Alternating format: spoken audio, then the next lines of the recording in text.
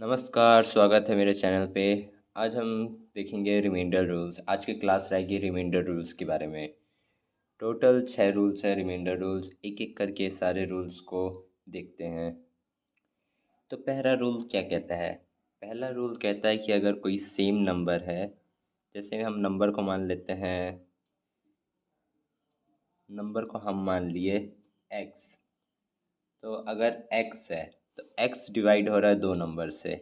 x divide हो रहा है दो नंबर से, एक स्मॉलर डिवीज़र से, एक ग्रेटेस्ट डिवीज़र से। तो जो स्मॉलेस्ट डिवीज़र है वो है y, और जो ग्रेटेस्ट डिवीज़र है ये हमारा क्या हो गया?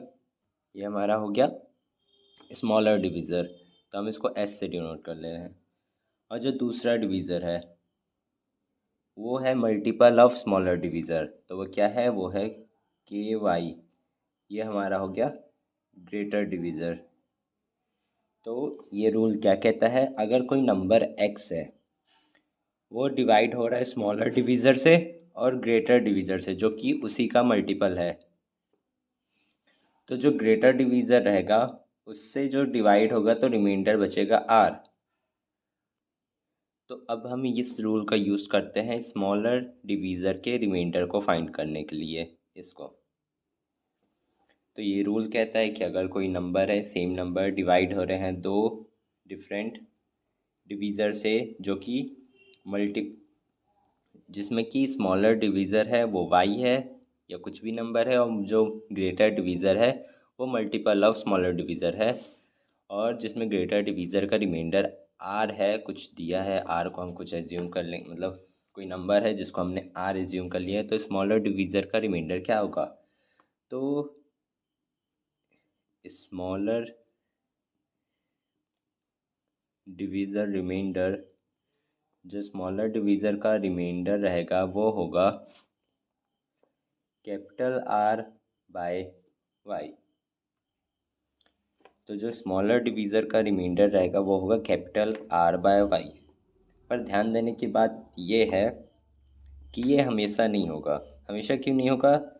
ये तभी होगा जब केस दो केस रहेंगे। तो ये तभी होगा जब जो रिमाइंडर है कैप ग्रेटर डिवीज़र का वो बड़ा हो स्मॉलर डिवीज़र से, तभी होगा। अगर ये बड़ा नहीं है तब क्या होगा? तो केस टू देखते हैं, जब जो रिमाइंडर है ग्रेटर डिवीज़र का वो छोटा है हमारे स्मॉलर डिवीज़र से। तो जो स्मॉलर डिवीज़र का रिमाइंडर रहेगा, स्मॉलर डिवीज़र रिमाइंडर, तो वो होगा हमारा r। तो ये दो केसेस थे जिससे हम स्मॉलर डिवीज़र फाइंड कर सकते हैं। चलिए इसका एक एग्ज़ाम्पल लेते हैं ताकि आपको और अच्छे से समझ में आ जाए। तो चलिए ये वाला क्वेश्चन देखते हैं जो कि रूल नंबर 1 पे बेस है। ये क्वेश्चन क्या कहता है? If a number x is divided by 846, the remainder is 23. What will be the remainder if it is divided by 18 or 94? तो इस क्वेश्चन में इसने क्वेश्चन में कहा है कि 846 से हम जब डिवाइड कर रहे हैं x को तो रिमाइंडर आ रहा है हमारा 23। अब 846 मल्टीपल है 18 का एंड 846 मल्टीपल है 94 का। कैसे चेक करेंगे 846 मल्टीपल है 18 का या 94 का? तो उसके लिए हम सबसे पहले 846 को डिवाइड करेंगे 18 से। तो 846 को 18 से डिवाइड करेंगे तो ये कितने बार में जाएगा? ये क्या 5 बार में जाएगा? नहीं, 5 से डिवाइड करेंगे तो ज़्यादा हो जाएगा। ये मेरे ख्याल से 4 टाइम्स हो जाएगा। तो 4 8 जा 32, 32 का 2 यहाँ कैरी आई 3 और 4 72। तो ये हमारा आ गया। ये हमारा कितना आएगा? ये 2 आएगा, ये 1 आएगा और 6 आएगा। अब ये किस में डिवाइड होगा, इसके लास्ट डिजिट 6 है तो ये 7 से डिवाइड होगा, तो 18 इंटू 7 होगा हमारा 126। हाँ, तो ये मल्टीपल है 18 का। क्या ये मल्टीपल है 94 का भी? तो चेक करते हैं। 846 को अब डिवाइड करते हैं हम लोग 94 से, तो ये कितने टाइम्स में जाएगा? ये मेरे ख्याल से जाएगा 9 टाइम में। 9 4 जा 36, ये 9 बना है, थोड़ा अच्छा नहीं बना पर बन गया। तो 36 का 6 यहाँ, कैरी आई 3 और ये आ गया 84। हाँ, तो 846 मल्टीपल है 94 का भी और 18 का भी। तो अब हम समझ गए ये स्मॉलर डिवीज़र है और 846 मल्टीपल है। तो अब हम स्मॉलर डिवीज़र का रिमाइंडर फाइंड करेंगे। उसके लिए सबसे पहले इसको मिटा देते हैं।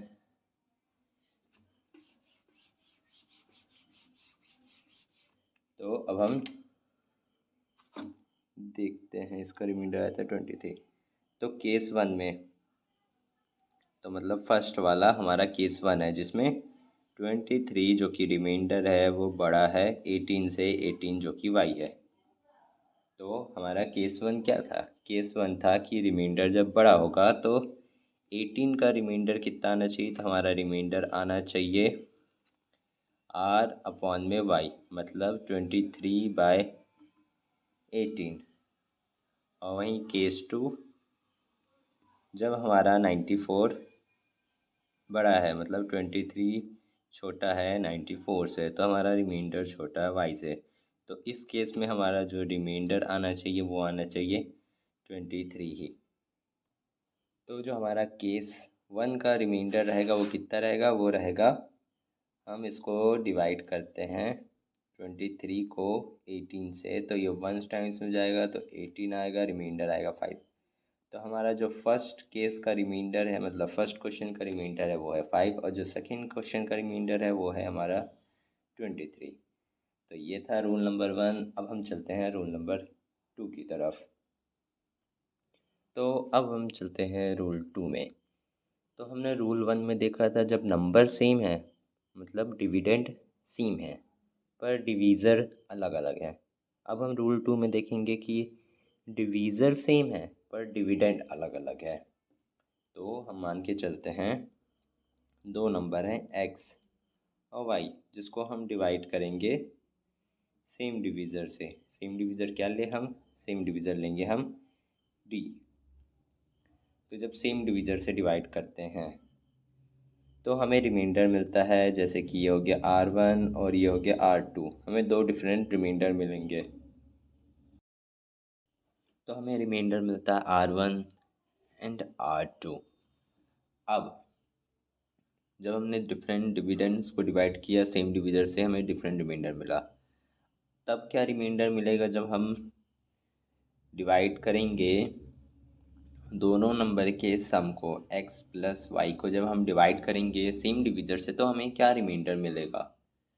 तो वो रिमाइंडर क्या होगा? ये रूल हम उसी के बारे में पढ़ेंगे। तो उसमें भी दो केसेस बनते हैं, केस 1 एंड केस 2। तो हम देखते हैं दोनों केस क्या है। तो केस 1 ये कहता है if r1 plus r2 is bigger than the divisor. तो जो रिमाइंडर रहेगा, तो जो ये जो रिमाइंडर रहेगा हम इसको r से डिनोट करते हैं। तो ये जो रिमाइंडर रहेगा वो क्या रहेगा? रिमाइंडर रहेगा हमारा रिमाइंडर हो जाएगा r1 plus r2 minus divisor. तो जो हमारा रिमाइंडर हो जाएगा वो होगा r1 plus r2 minus divisor. Case 2 में अगर r1 plus r2 is smaller than d, तो जो हमारा रिमाइंडर रहेगा वो होगा हमारा r1 प्लस r2। तो ये थे दो केसेस। तो ये हमारा रूल नंबर 2 था। अब एक एग्ज़ाम्पल ले लेते हैं रूल नंबर 2 का भी। तो चलिए एक एग्ज़ाम्पल लेते हैं रूल नंबर 2 का। एग्ज़ाम्पल,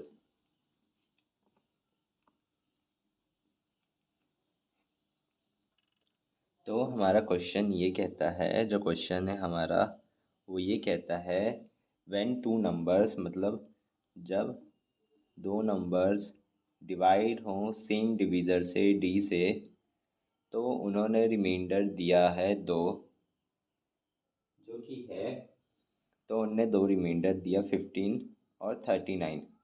मान के चलते हमारे वो जो 2 नंबर थे वो थे हमारे एक्स और वाई।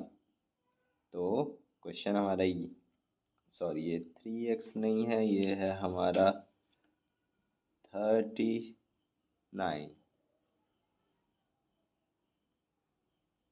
तो ये जो हमारे 2 नंबर थे, जब हमने डिवाइड किया d से x को और d से डिवाइड किया y को, तो हमें रिमाइंडर मिला 15 और 39।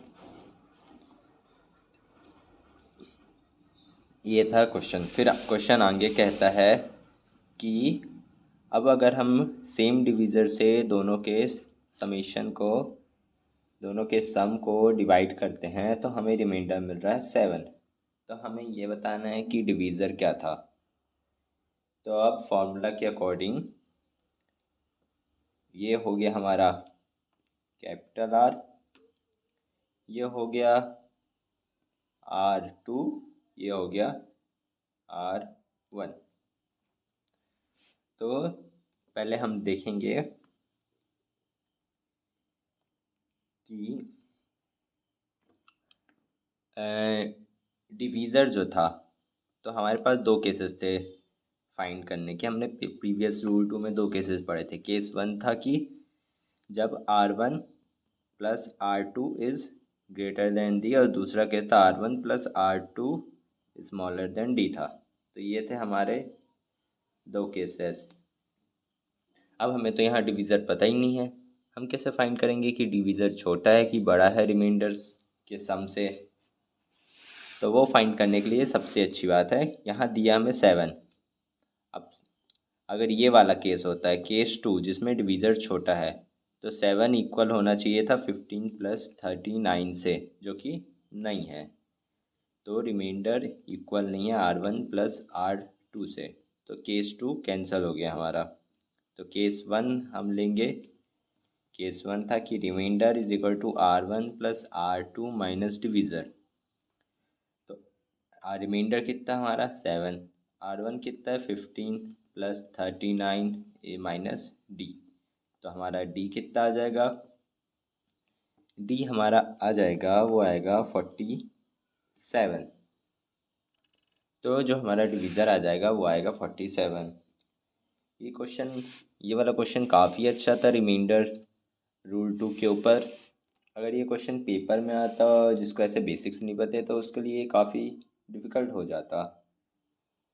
तो चलिए अब आगे बढ़ते हैं। ऐसे ही 4 रूल्स और बचे हैं। हमने सिर्फ अभी तक 2 ही रूल्स देखे हैं, टोटल 6 रूल्स थे, तो अभी 4 रूल्स और बचे हैं देखने। तो चलिए उसको देखते हैं रूल नंबर 3 की ओर। तो हमने रूल 2 में देखा था कि सेम डिवीज़र से 2 डिफरेंट नंबर डिवाइड होते हैं तो 2 अलग अलग रिमाइंडर देते हैं। और तो जब दोनों का समीशन हम डिवाइड करेंगे सेम डिवीज़र से तो क्या रिमाइंडर आएगा, ये हमने रूल 2 में सीखा था। अब हम रूल 3 में सीखेंगे कि जब 2 डिफरेंट नंबर्स को हम डिवाइड करें सेम डिवीज़र से और हमें फिर सेम रिमाइंडर मिले, और हमें अब देखेंगे कि जब वो 2 डिफरेंट नंबर्स को डिवाइड कर रहे हैं सेम डिवीज़र से और हमें सेम रिमाइंडर मिल रहा है, तो जब दोनों नंबर के डिफरेंस को हम डिवाइड करेंगे सेम डिवीज़र से तो क्या वो कम्प्लीटली डिविजिबल होना चाहिए, यही रूल 3 कहता है। तो चलिए इसको फिर से अच्छे से समझते हैं कि 2 नंबर है x एंड है y, और ये d से डिवाइड हो रहे हैं और ये हमें रिमाइंडर r दे रहे हैं, सेम रिमाइंडर। तो जो इनका डिफरेंस है x माइनस वाई, इसमें हम मॉड लगा दे रहे हैं क्योंकि ये नेगेटिव नहीं आना चाहिए, तो वो कम्प्लीटली डिविजिबल होना चाहिए। तो यहाँ पे 0 0 आना चाहिए। तो ये था रूल नंबर 3। अब हम समझने के लिए रूल नंबर 3 को और अच्छे से समझने के लिए एक एग्जांपल देखते हैं। अब हम एक क्वेश्चन करेंगे रूल नंबर 3 के ऊपर। तो हमारा क्वेश्चन ये कहता है कि दो नंबर्स हैं। दो नंबर कौन कौन से हैं? एक नंबर है 147 और दूसरा नंबर है हमारा 225। तो जब 147 एंड 225 मतलब 225 को हम डिवाइड करते हैं सेम डिविजर से, तो हमें सेम रिमाइंडर मिल रहा है। तो अब हमें बताना है कि वो डिवीज़र क्या है। तो क्वेश्चन एक बार और अच्छे से समझ लीजिए। 147 को हमने डिवाइड किया डी से तो हमें मिला आर। 225 को हमने डिवाइड किया डी से, हमें मिला आर। अब हमें फाइंड करना है कि डी कितना है या कितना हो सकता है। अभी ये क्वेश्चन कैसे करेंगे? अगर यही question same to same paper में आता तो कंफ्यूज हो जाते हम, पर अभी हमें रूल नंबर 3 पता है रिमाइंडर रूल्स का, तो अब हम इस क्वेश्चन को करते हैं। तो इस क्वेश्चन को करने के लिए हमें पता है जो डी है वो कम्प्लीटली डिवाइड कर देगा। किसको डिवाइड कर देगा? 225 एंड 147 के डिफरेंस को। तो इनका डिफरेंस कितना आएगा? इनका डिफरेंस आएगा यहाँ आएगा 8 और 11 में से 4 जाएगा तो आएगा यहाँ पे 7। तो ये आएगा 78। तो हमारा जो डिवीज़र है वो 78 को कम्प्लीटली डिवाइड कर देगा। अब हमें फाइंड करना है डिवीज़र क्या हो सकता है। तो जब डिवीज़र 78 को कम्प्लीटली डिवाइड कर रहा है तो जाहिर सी बात है डिवीज़र रहेगा वो 78 का मल्टीपल रहेगा। अब क्वेश्चन में एक बात और कही है कि जो डिवीज़र है, ये जो डिवीज़र है वो है एक 2 डिजिट नंबर है वो। तो जो हमारे डिवीज़र है वो एक 2 डिजिट नंबर है, ये भी क्वेश्चन में कहा गया है। अभी तक हमने सिर्फ क्वेश्चन अच्छे से समझा, अब यहाँ से सॉल्यूशन करते हैं। तो सबसे पहले हमने डिवीज़न फाइंड कर लिया। अब हमें ये पता चल गया जो डिवीज़र है वो 78 को कम्प्लीटली डिवाइड कर देगा एज़ पर रूल नंबर 3। तो जो हमारा डिवीज़र रहेगा वो 78 का फैक्टर होगा। 78 का फैक्टर होगा। अब हम फाइंड करते हैं 78 के कितने फैक्टर्स हैं।